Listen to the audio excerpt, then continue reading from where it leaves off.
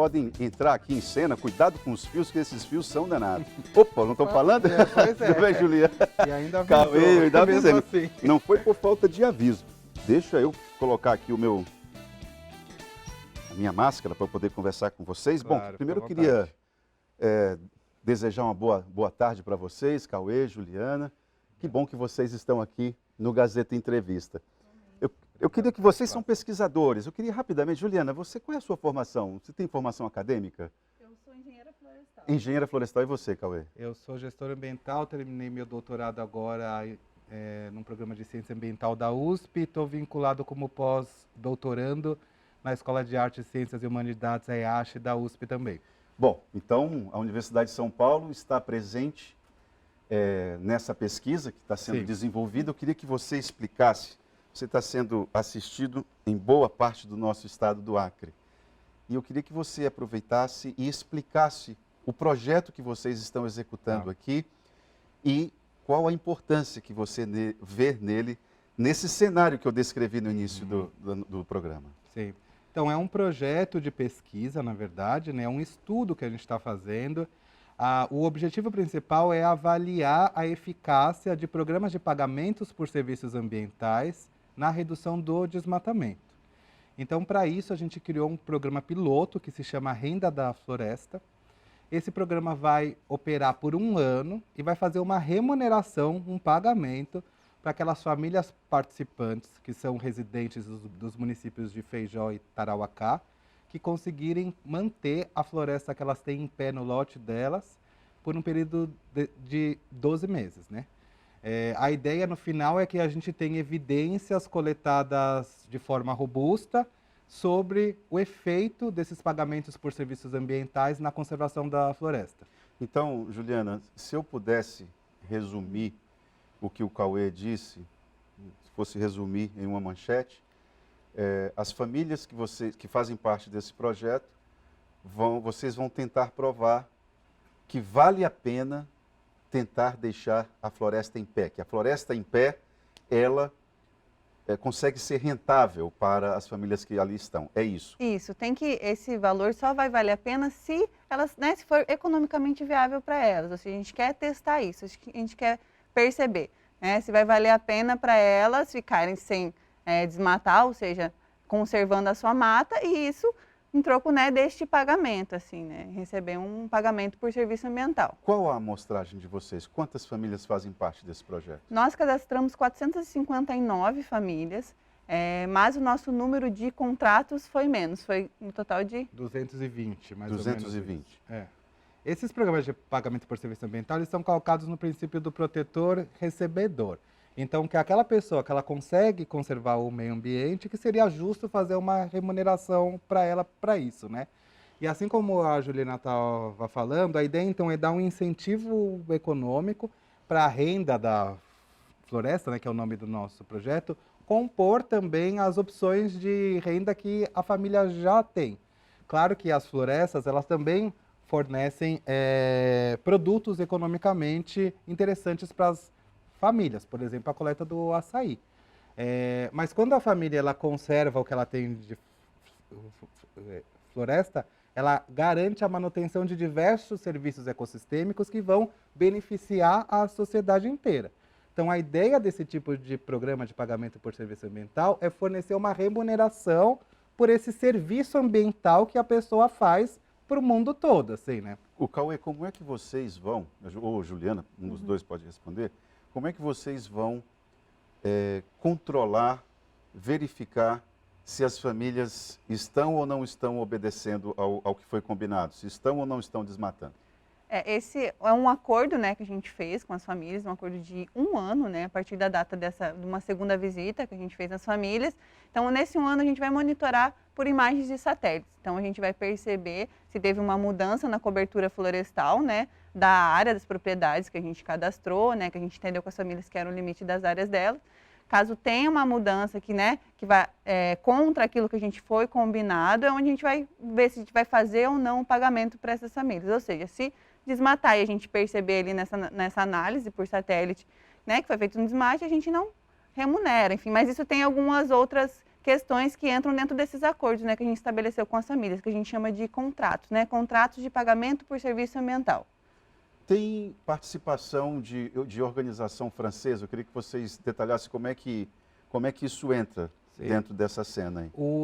O INRA, que é o Instituto Francês de Agricultura e Meio Ambiente, é um dos principais idealizadores do projeto e foi quem conseguiu o financiamento. E aí o INRA fez uma parceria com a Universidade de São Paulo e também com a ONG SOS Amazônia, que tem sede aqui em Rio Branco, para a gente conseguir fazer a implementação local desse projeto. Então a ideia é que a SOS Amazônia auxilie e tome frente na implementação local desse projeto A Renda da Floresta, e o grupo de pesquisadores do INRA e também da Universidade de São Paulo vão ficar a cargo de fazer a avaliação de impacto desse projeto. Então, avaliar se de fato esses pagamentos ajudaram as famílias a conservarem a floresta do lote delas. Juliana, tem muita gente, o Cauê também pode contribuir, tem muita gente participa aqui do Gazeta Entrevista, pessoas que mandam mensagem para nós aqui, elas não acreditam nessa proposta. Elas não acreditam que a floresta em pé seja uma maneira de tornar a floresta produtiva, né? Há uma percepção de que o progresso, ou a relação entre progresso, desenvolvimento, geração de renda, está aqui no Acre vinculado à pecuária. O governo do estado passou 20 anos com a proposta de valorizar os serviços ambientais. Aliás, foi criada uma lei. A lei, o estado do Acre foi inclusive um dos primeiros a estabelecer isso em lei, pagamento por serviços ambientais. O problema é que isso não trouxe consequências práticas. Quando essa situação bate para vocês, o que vocês respondem? Ao visitar, né, esse grande número de famílias, assim, a gente percebeu, né, sentiu realmente essa falta de crédito, né, essa coisa de não acreditar realmente que esse tipo de programa ou de projeto poderia realmente, tanto realmente acreditar que o pagamento seria feito, né, numa coisa mais simples de confiar naquilo que a gente estava falando, quanto de achar que realmente não tem como viver sem fazer, sem desmatar ou sem colocar, aí no caso, né, das famílias agricultoras, colocar a macaxeira, colocar as outras culturas, né, ou no caso das outras famílias que também consorciam, né, a agricultura com o gado, né, a pecuária, assim. Então, eles entendem como uma poupança, né? Exato. Então era difícil a gente, em vários locais, várias famílias, a gente sentiu realmente uma dificuldade, né, de conseguir até de apresentar o projeto, justamente por essa percepção, né, de que era muito difícil competir, acho que eu vou usar essa palavra, né, com um programa de pagamento, um programa de conservação da floresta, competir com a forma, né, que a economia se dá na região. Agora, assim. tem um aspecto que eu acho que vale a pena a gente ressaltar, inclusive eu estava conversando com a assessoria de vocês, e me chamou a atenção, isso é fato. Para um pequeno produtor de carne, um pequeno pecuarista, que é esse que vocês estão aí, é essa família que está cadastrada no programa que vocês estão coordenando, o camarada pode ter ali umas 20, 30 cabeças, o problema é manter isso. Sim. É a cerca que quebra, é algum insumo que precisa ser reposto, e cadê dinheiro para isso? Sim. Boa parte das famílias contaram isso para a gente, que de fato a pecuária traz um retorno econômico elevado em comparação com as outras alternativas que eles têm de produção, porém que o investimento é muito alto, né? Mas como você estava falando antes, independente de se está valendo a pena economicamente ou não para eles, minha hipótese é que provavelmente esteja, senão eles não estariam investindo tanto nisso, de fato a pecuária é um dos principais vetores do desmatamento na Amazônia atualmente, né? Como que a gente consegue fazer produções economicamente viáveis, porém menos impactantes, é uma grande questão a ser resolvida. Vocês estão em busca desse tipo de resposta. Né? Sim, mas a minha opinião pessoal é que, na verdade, assim, para isso você precisa de uma cesta de intervenções, assim, né? Então você precisa tanto pensar, por exemplo, como que a família consegue manejar a terra dela por mais tempo.